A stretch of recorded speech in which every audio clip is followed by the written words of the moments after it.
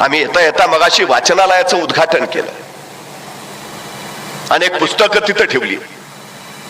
खर तर पुस्तकांनी मस्तक सुधारतं, आणि सुधारलेलं मस्तक कुणाचं हस्तक तर होत नाहीच, पण लाचारीनं कुणापुढं नतमस्तक सुद्धा होत नाही. ही सगळ्यात महत्वाची गोष्ट आहे. जी जी माणसं मोठी झाली त्यांच्या मोठेपणाचं त्यांनी एकच कारण सांगितलं की आम्ही पुस्तकं वाचली, अफाट पुस्तकं वाचली.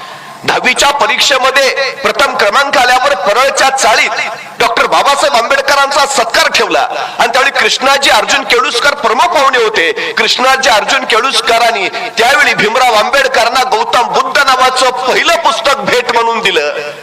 डॉक्टर बाबासाहेब आंबेडकर असं लिहितात की त्यावेळी माझ्या हातात जर ते पुस्तक पडलं नसतं तर भारतीय राज्यघटनेचा शिल्पकार म्हणून मी कधीच उभा राहू शकलो नसतो.